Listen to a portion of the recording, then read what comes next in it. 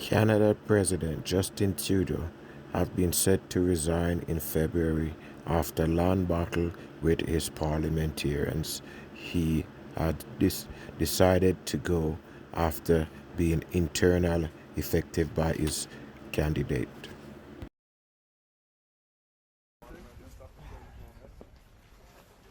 2 minutes. 2 minutes. Annabelle? No.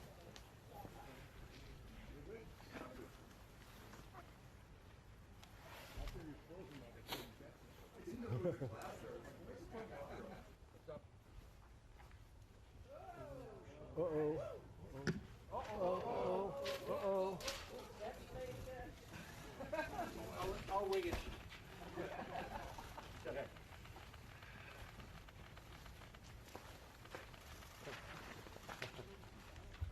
So I thought it might be fun for us to do this again. Bon matin. Every morning I've woken up as Prime Minister. I've been inspired by the resilience, the generosity, and the determination of Canadians. It is the driving force of every single day I have the privilege of serving in this office. That is why, since 2015, I've fought for this country, for you, to strengthen and grow the middle class. Why we rallied to support each other through the pandemic, to advance reconciliation, to defend free trade on this continent, to stand strong with Ukraine and our democracy, and to fight climate change and get our economy ready for the future. We are at a critical moment in the world. Mes chers Canadiens, à chaque matin, je me suis réveillé en tant que Premier ministre, inspiré par la résilience, la générosité et la détermination qui nous caractérisent si bien en tant que Canadiens. C'est ce qui me motive à chaque jour où j'ai le privilège de servir dans ce poste. C'est pourquoi, depuis 2015, je me suis battu pour ce pays, pour vous, pour renforcer la classe moyenne. Pourquoi nous nous sommes mobilisés en tant que Canadiens pour se soutenir les uns les autres pendant la pandémie, pour faire progresser la réconciliation, pour défendre le libre-échange sur notre continent, pour notre soutien inébranlable de l'Ukraine et de la démocratie, et pour lutter contre les changements climatiques et préparer l'économie de l'avenir. Nous traversons vraiment un moment critique dans le monde. My friends, as you all know, I'm a fighter. Every bone in my body. So last night over dinner, I told my kids about the decision that I'm sharing with you today. I intend to resign as party leader, as Prime Minister, after the party selects its next leader through a robust, nationwide, competitive process. Last night I asked the President of the Liberal Party to begin that process. This country deserves a real choice in the next election, and it has become clear to me that if I'm having to fight internal battles, I cannot be the best option in that election. Mes chers amis, comme vous savez, je suis un fighter. Dans mon fort intérieur, je me suis toujours battu parce que je me soucie profondément des Canadiens. Et je serai toujours motivé par ce qui est dans le meilleur intérêt des Canadiens. Et le fait est que malgré tous les efforts déployés pour passer à travers, le Parlement est paralysé depuis des mois, après ce qui a été la plus longue session de Parlement minoritaire dans l'histoire de notre pays. C'est pourquoi ce matin, j'ai rencontré la gouverneure générale pour lui faire savoir que nous avions besoin d'une nouvelle session du Parlement. Elle a accédé à ma demande et la Chambre sera donc prorogée jusqu'au 24 mars. Pendant le temps des fêtes, j'ai également eu l'occasion de réfléchir et d'avoir de longues conversations avec ma famille quant à notre avenir. Tout au long de ma carrière, tout le succès que j'ai eu personnellement est due à leur soutien et à leurs encouragements. Donc hier soir, au souper, j'ai partagé avec mes enfants la décision que je partage avec vous tous aujourd'hui. J'ai l'intention de démissionner de mon poste de chef du Parti libéral du Canada et de Premier ministre une fois que le parti aura choisi son prochain chef à l'issue d'un processus national, rigoureux et compétitif. Hier soir, j'ai demandé au président du parti de commencer les étapes nécessaires. Le pays mérite un choix clair et réel lors des prochaines élections. Il est devenu évident pour moi que si je dois me concentrer sur des batailles internes, je ne peux pas être la meilleure option lors de ces élections. Le Parti libéral du Canada est une institution importante dans l'histoire de notre grand pays et de notre démocratie. Un nouveau premier ministre et chef du parti portera les valeurs et les idées du Parti libéral dans la prochaine élection. J'ai hâte d'observer le déroulement de ce processus dans les mois à venir. Nous avons été élus pour la 3e fois en 2021 pour renforcer l'économie après la pandémie et faire progresser les intérêts du Canada dans un monde complexe. Et c'est exactement ce que je vais continuer à faire, ce que nous allons continuer à faire pour les Canadiens. The Liberal Party of Canada is an important institution in the history of our great country and democracy.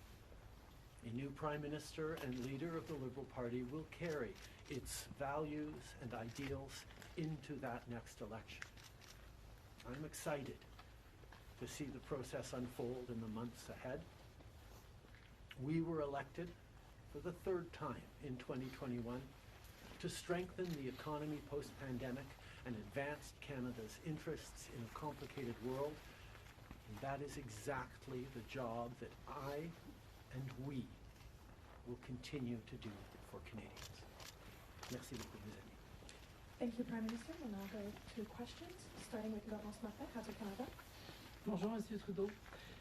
Vous vouliez le faire, ce combat contre Pierre Poilievre. Des batailles internes, il y en a dans votre parti depuis plusieurs mois déjà.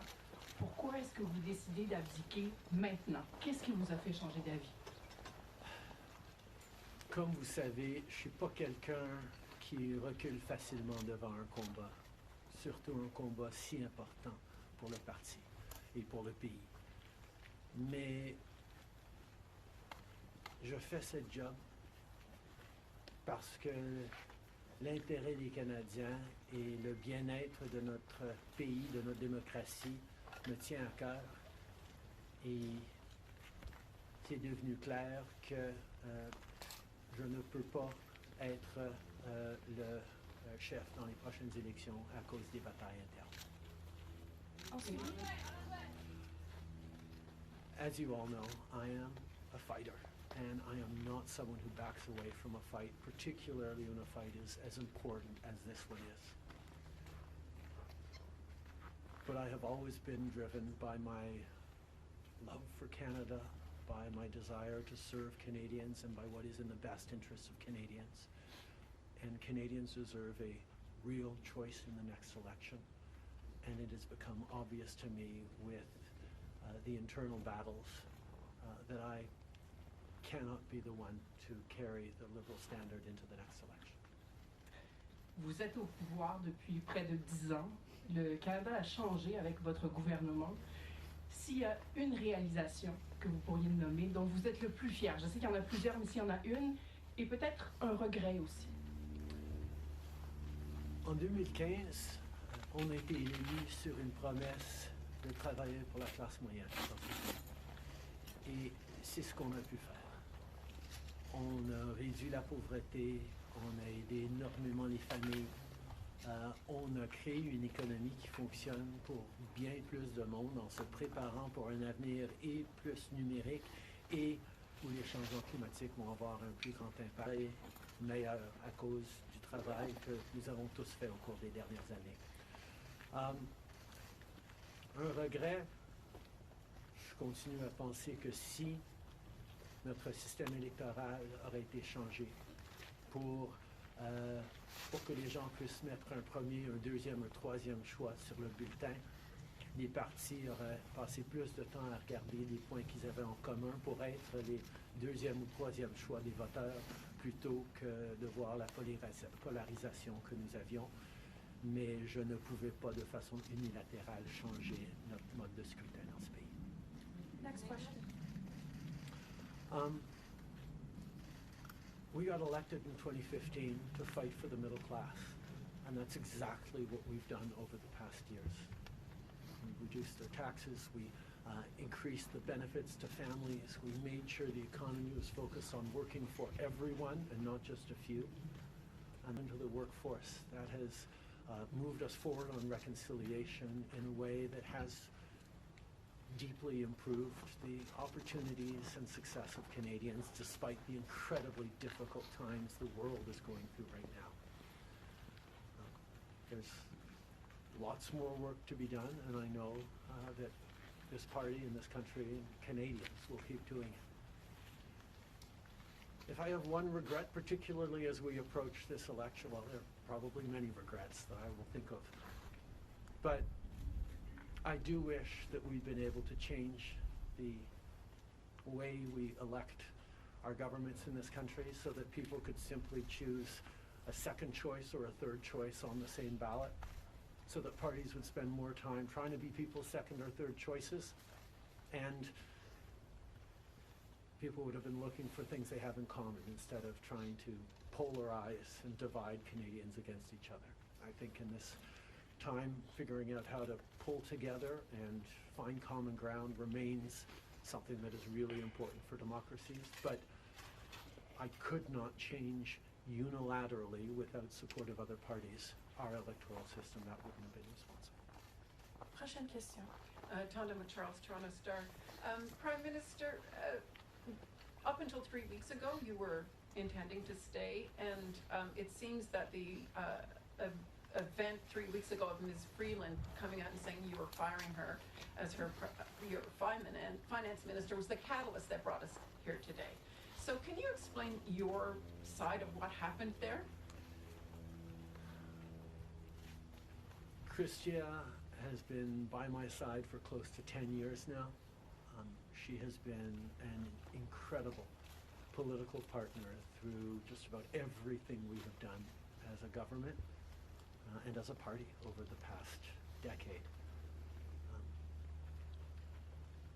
I had really hoped that she would agree to continue as my Deputy Prime Minister and take on one of the most important files that not just this government but this country is facing, but she chose otherwise.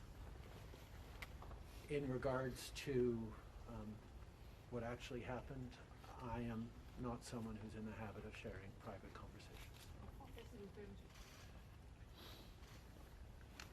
Chrystia a été depuis presque 10 ans maintenant à mes côtés en tant que partenaire politique essentiel à presque tout ce qu'on a réussi en tant que gouvernement, en tant que parti. J'aurais vraiment souhaité qu'elle choisisse de continuer en tant que ma vice-première ministre et qu'elle prenne un des dossiers les plus importants auxquels les Canadiens et notre gouvernement vont faire face dans les mois à venir, d'ici les prochaines élections. Mais elle n'a pas voulu. Mais par rapport aux détails, je ne suis pas quelqu'un qui partage les détails de conversations privées. You spoke about the Liberal Party as an institution and the internal battles right now, but I'm wondering if you feel that another leader will have more success than you will at beating Pierre Poilievre in the next campaign. Pierre Poilievre's vision for this country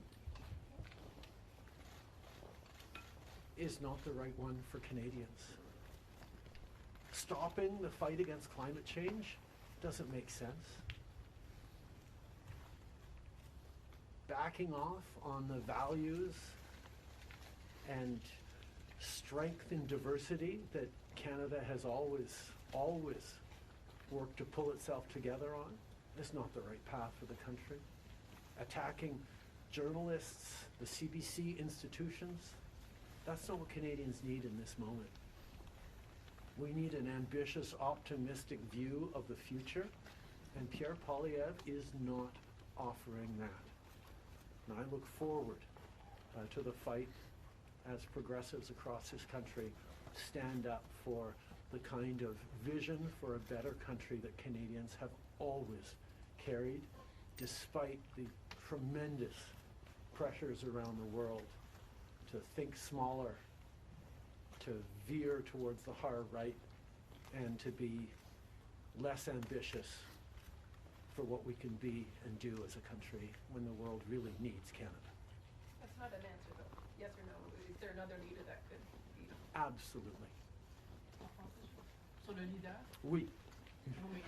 Est-ce que vous Pierre pouvez Poilievre. élaborer en français, s'il vous plaît? Merci. Pierre Poilievre a une vision profondément petite et erronée pour ce pays, si même on accepte qu'il ait une vision, de reculer sur les droits fondamentaux, d'arrêter la défense, la lutte contre les changements climatiques, de ne pas investir dans une économie plus verte, plus inclusive, de toujours chercher des divisions entre les Canadiens plutôt que de rassembler pour faire face à l'avenir de façon optimiste et ambitieuse.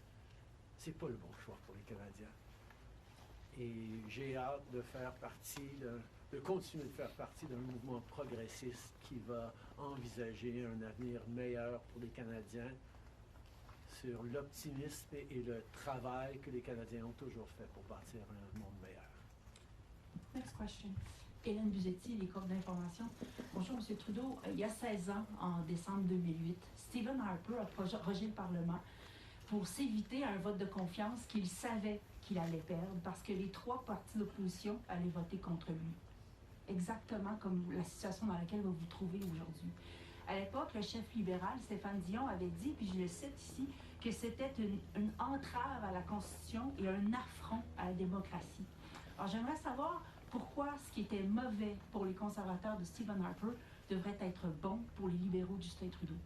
La gouverneure générale, en 2008, avait correctement conclu que la Chambre venait juste d'accorder leur confiance de façon formelle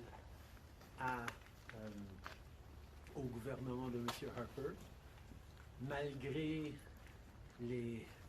même une lettre signée qui était un document politique. La voix de la Chambre compte.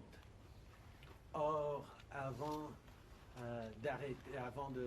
d'arrêter de travailler à la Chambre pour les fêtes, on a gagné 3 votes de non-confiance, 3 votes de confiance, et nous allons devoir retester la confiance de la Chambre dès le mois de mars pour passer les éléments budgétaires nécessaires pour faire fonctionner le gouvernement. In 2008, the Governor General correctly concluded that because the very last times in the previous weeks that the confidence of the House had been tested, it had passed that confidence test, Stephen Harper continued to have the confidence of the House, and it actually would bear out because as soon as they came back from the prorogation, Stephen Harper won a confidence vote once again. So a political document or political speeches doesn't carry the kind of weight that winning a confidence vote means. But this prorogation will take us only into March, and there will be confidence votes in March in the passing of supply that will allow Parliament to weigh in on confidence in a way that is entirely in keeping with all the principles of democracy and the workings of our strong institutions. Mais avec respect, M. Trudeau, y a-t-il pas quelque chose un peu antidémocratique de suspendre la possibilité du Parlement d'exprimer sa non-confiance le temps que votre parti se cherche un sauveur. Est-ce qu'il ne devrait pas plutôt juste se référer aux électeurs et de déclencher dès maintenant une élection? Hélène, je pense que tu as très clairement vu, comme tout le monde dans la galerie de presse parlementaire, à quel point le Parlement ne fonctionne plus depuis plusieurs mois. On est pogné dans une question de privilège, il y a des motions d'obstruction constantes et on a pu très peu accomplir pendant les derniers mois au Parlement. Le Parlement a besoin d'un reset, a besoin de se calmer un peu les pompons pour se remettre au travail pour les Canadiens et pas à faire de la petite politique constante, ce qu'on est en train de voir des conservateurs. Donc ce reset a deux éléments. Une prorogation pour une fraîche approche au Parlement.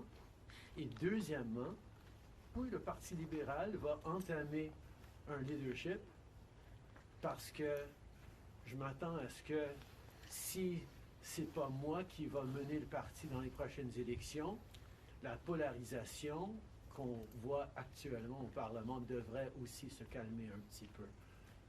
Les Canadiens ont besoin d'un Parlement qui fonctionne, particulièrement dans ce moment complexe. Et ces deux éléments vont représenter le reset nécessaire pour le Parlement. En anglais, mais s'il vous plaît dire pourquoi pas une élection? Vous l'avez pas dit. The Parliamentary Press Gallery and anyone who's been watching politics closely over the past months will know that Parliament has been entirely seized by obstruction and filibustering and a total lack of productivity over the past few months. We are right now the longest serving minority government in history, and it's time for a reset. It's time for the temperature to come down, for the people to have a fresh start in Parliament, to be able to navigate through these complex times, both domestically and internationally.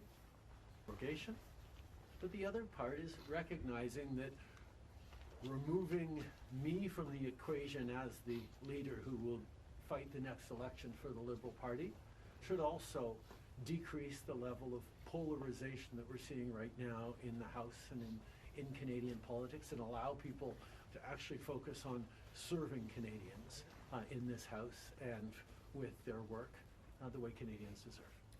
On va prendre une dernière question. Good morning, Prime Minister Stephanie Taylor with the National Post. Given, as you just said, there's going to be confidence votes in March, opposition parties have said they are prepared to bring down your government.